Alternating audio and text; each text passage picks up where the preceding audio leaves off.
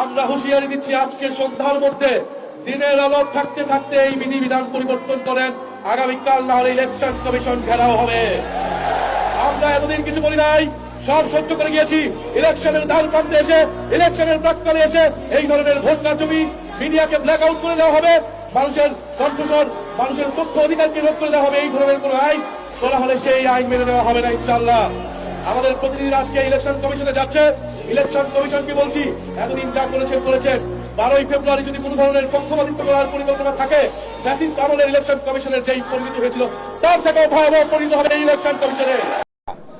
এটা অত্যন্ত অগণতান্ত্রিক সিদ্ধান্ত, অযৌক্তিক সিদ্ধান্ত এইটা। এবং আপনারা জানেন যে ছাত্রদের সুসংগঠিত ফোর্স, অরাজনৈতিক ফোর্স বিএনসিসি, তাদেরকেও ভোট কেন্দ্রে মোতায়েন থেকে বঞ্চিত করা হয়েছে।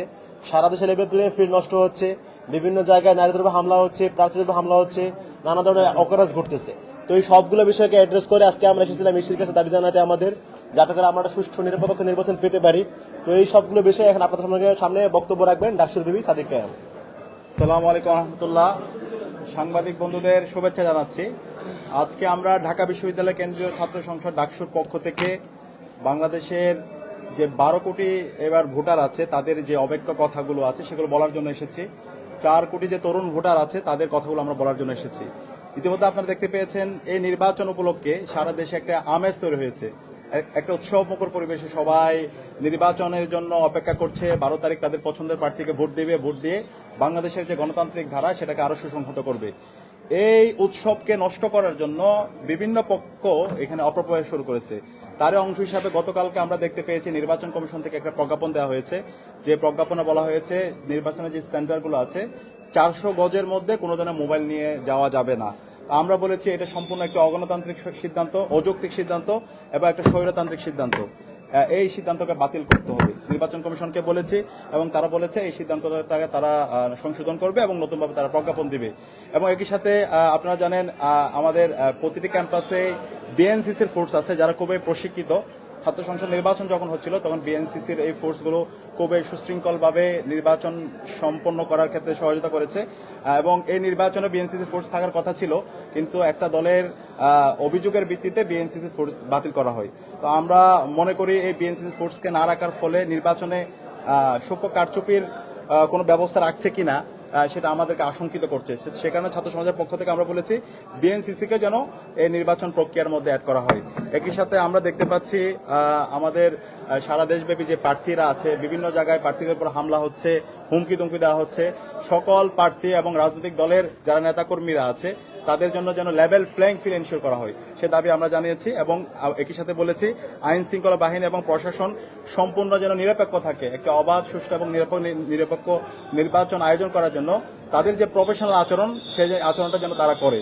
তো আমাদেরকে নির্বাচন কমিশন সবগুলো বিষয় আশ্বস্ত করেছে এবং আমরা একই সাথে সবাইকে অনুরোধ করব আপনারা 12ই ফেব্রুয়ারি নির্বাচনে দেওয়ার জন্য প্রত্যেকটা কেন্দ্রে যাবেন, উৎসব মুখর পরিবেশে ভোট দিবেন, পছন্দের প্রার্থীকে ভোট দিয়ে আপনারা সেলিব্রেট করবেন। উৎসব মুখর পরিবেশ, গত 16 বছরে তো আমরা ভোট দিতে পারিনি, তো এখনো বিভিন্ন অপপ্রয়াস করা হচ্ছে যেন ভোটাররা যেন ভোট কেন্দ্রে না যায়, একটা ভীতিকর পরিস্থিতি তৈরি করার চেষ্টা করা হচ্ছে। সুতরাং আমরা যারা তরুণরা আছি এবং বাংলাদেশের সকল ভোটাররা আমরা যেন উৎসব মুখর পরিবেশে প্রতিটি কেন্দ্রে যাই, প্রতিটি কেন্দ্র পাহারা দিই এবং এই ভোট দেওয়ার পরে যেন আমরা উৎসব মুখর পরিবেশে আমরা যেন একটা উৎসব তৈরি করি।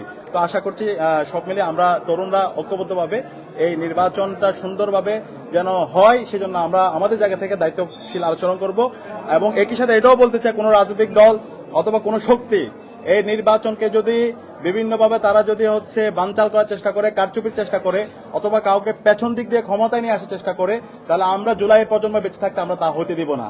কে কি করতেছেন প্রত্যেকটা জিনিস আমাদের কাছে স্পষ্ট, আমরা প্রত্যেকটা জিনিস ডকুমেন্টেশন করছি। যারা এই নির্বাচন এবং বাংলাদেশের গণতান্ত্রিক ধারা বন্ধ করার জন্য এবং এটাকে বিতর্কিত করার জন্য কাজ করতেছেন তাদের সবাইকে আমরা এই বাংলাদেশের বিচার আওতায় নিয়ে আসবো।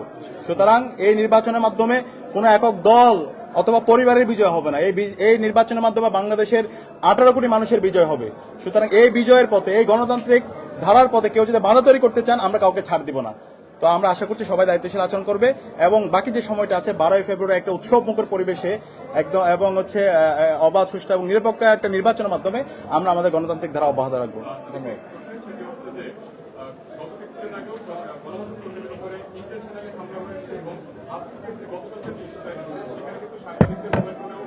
বাধা দেওয়া হয়েছে, পদে পদে সাংবাদিকদের এভাবে বাধা দেওয়ার ফলে সুষ্ঠু তথ্যটা আসলে আসবে কিনা?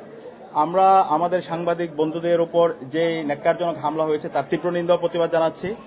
বিশেষ করে মোবাইল জার্নালিস্ট যারা আছে, মজু জার্নালিস্ট যাদেরকে আমরা বলে থাকি, যে এই যে সাংবাদিকরা কিন্তু জুলাই বিপ্লবে আমাদের যে চিত্রগুলো আছে, দুর্লভ চিত্রগুলো আমরা তাদের মাধ্যমে পেয়েছি। শহীদ আবু সাঈদের উপর যখন হামলা হয়েছে সেই চিত্রগুলো কিন্তু মোবাইল জার্নালিস্টরা ধারণ করেছে। যাত্রাবাড়িতে যখন ইন্টারনেট ব্ল্যাক আউট ছিল, কারফিউ জারি ছিল, অথবা 15 জুলাই ঢাকা বিশ্ববিদ্যালয়ে আমার বোনদের উপর যখন হামলা হয়েছিল, এই দুর্লভ চিত্রগুলো এই মোবাইল জার্নালিস্টরাই তারা সংগ্রহ করেছে। সুতরাং একটা পক্ষ আছে মোবাইল জার্নালিস্টদেরকে তারা বিভিন্নভাবে আদানি করার চেষ্টা করছে। সুতরাং আমরা এটাও বলেছি নির্বাচন কমিশনকে, যারা সাংবাদিক আছে, মোবাইল জার্নালিস্ট যারা আছে, তাদের নিরাপত্তা নিশ্চিত করতে হবে এবং তাদের অধিকার